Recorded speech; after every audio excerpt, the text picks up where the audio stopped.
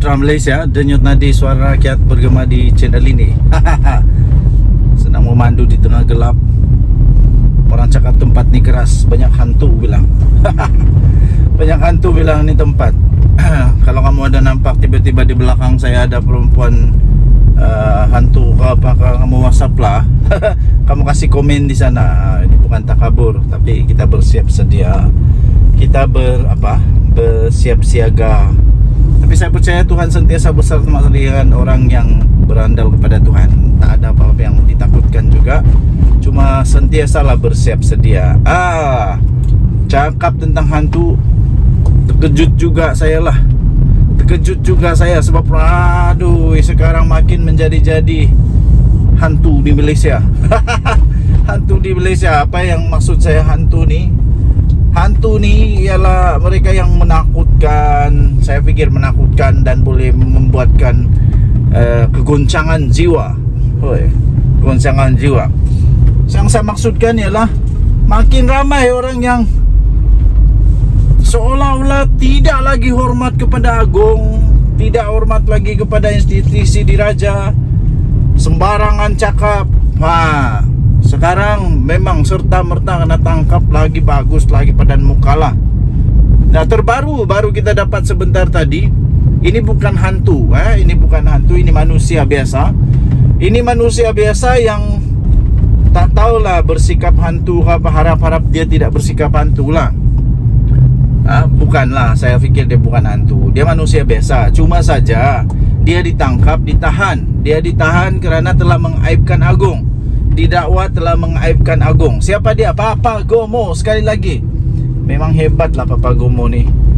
Pandai betul dia cari cari masalah diri sendiri. Bagus-bagus, boleh makan dengan sedap, boleh minum dengan sedap, boleh sembang dengan sedap. Semuanya sedap-sedap. Tapi tiba-tiba dengar-dengar saja berita Papa Gomo ditahan, aibkan agung. Banyak-banyak manusia di Malaysia, di dunia ini, kenapa mau juga cari masalah dengan agung? Aduh. Wan Muhammad Azri Wanderis, yang dikenali sebagai Papa Gomo, ditahan pada hari ini berhubung kenyataan yang mengaibkan yang di-Pertuan Agong Sultan Ibrahim. Jangan sampai Sultan Ibrahim haramkan pula Papa Gomo masuk Selangor, masuk Johor, baru padan muka. Perkara itu disahkan oleh Ketua Polis Negara sendiri. Ketua Polis Negara sendiri yang rupa-rupanya mengesahkan penahanan itu. Jadi kalau sudah Ketua Polis Negara yang sahkan, memang sah-sah lah dia sudah ditahan lah tu. Dan memang sah-sah lah.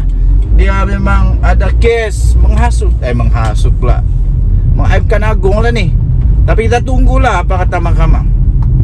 Papa Gomo ditahan di rumahnya di Setapak, di sini pada kira-kira jam 12 tengah hari.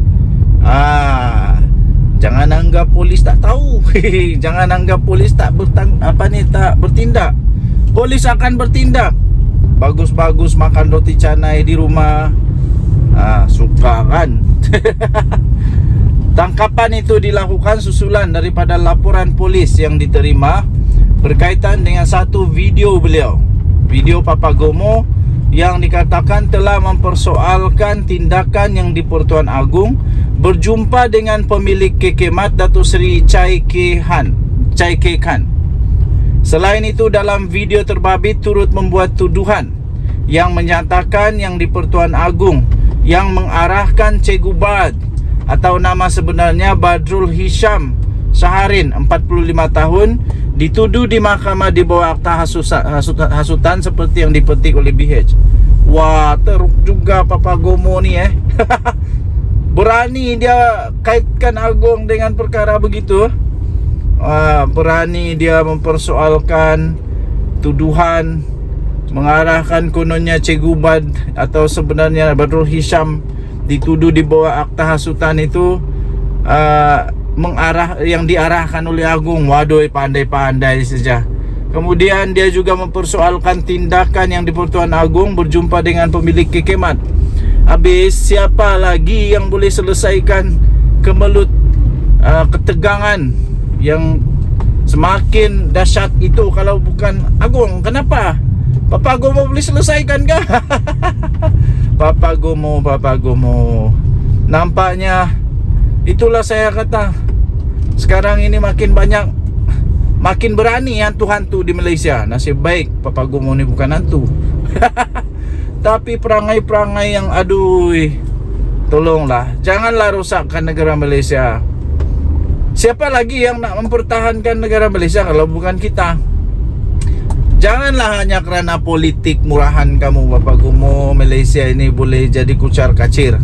Saya setujulah kalau ini, saya setuju dia ditahanlah.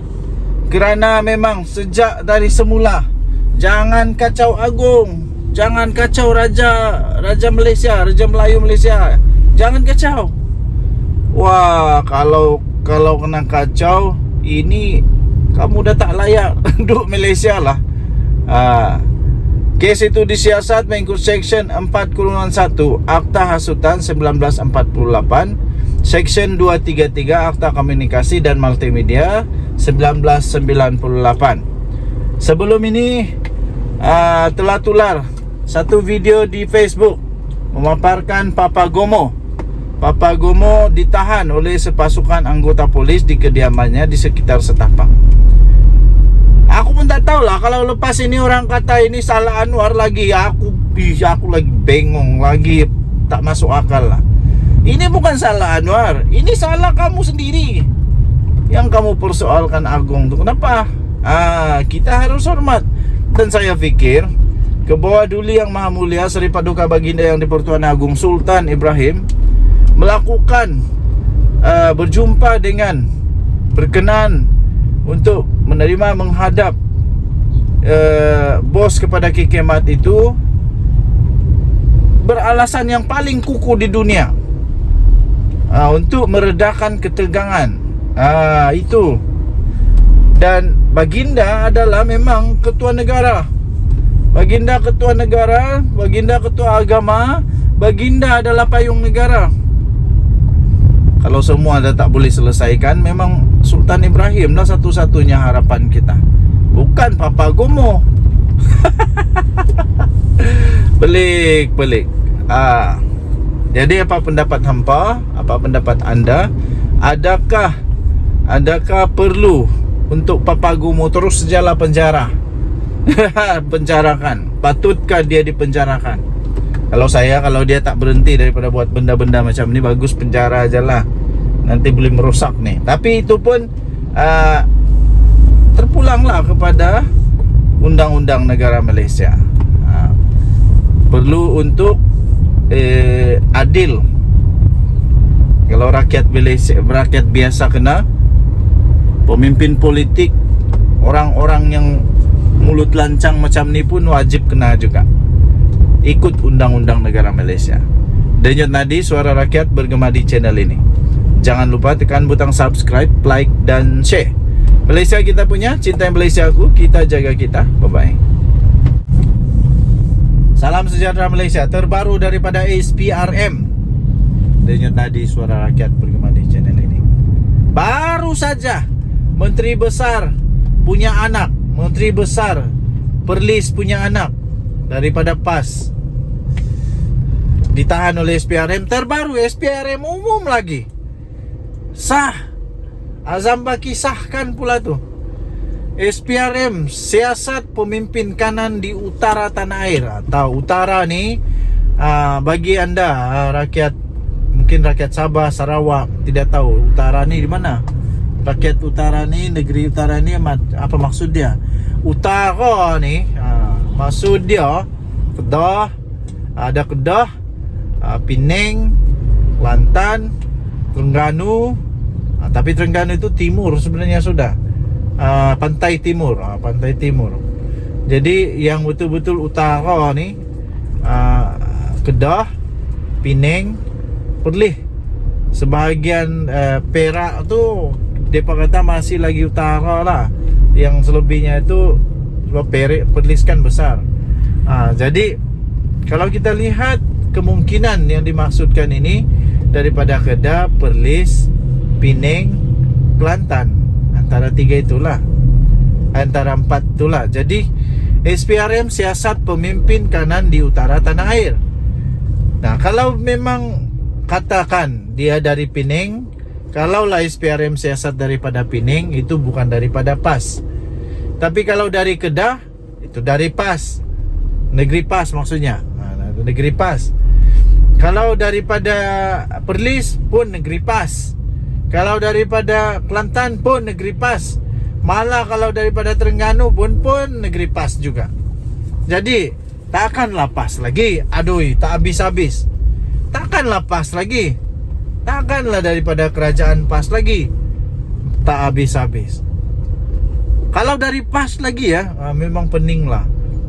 Kalau tiba-tiba betul-betul SPRM siasat pemimpin kanan ini di utara tanah air ni, kalaulah tiba-tiba pemimpin kanan ini dari PAS lagi, nah makin pening lah.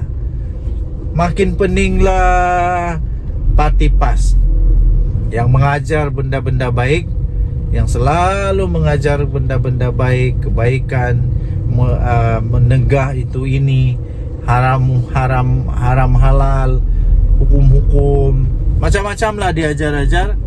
Tapi akhirnya daripada diorang juga yang disiasat oleh SPRM, aduh, harap-harap bukanlah.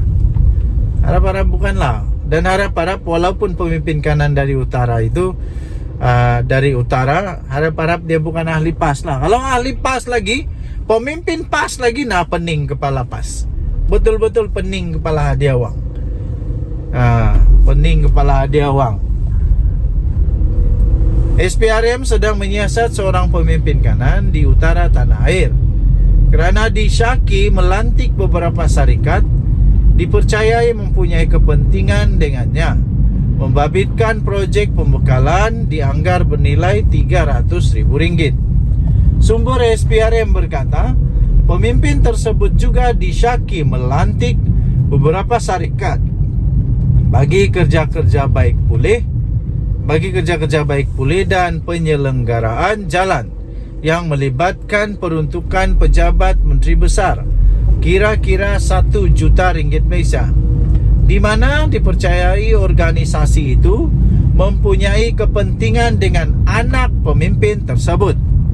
Dia berkata projek-projek tersebut juga dipercayai dimonopoli oleh anak pemimpin berkenaan dengan menggunakan beberapa lesen syarikat-syarikat di bawah kawalannya.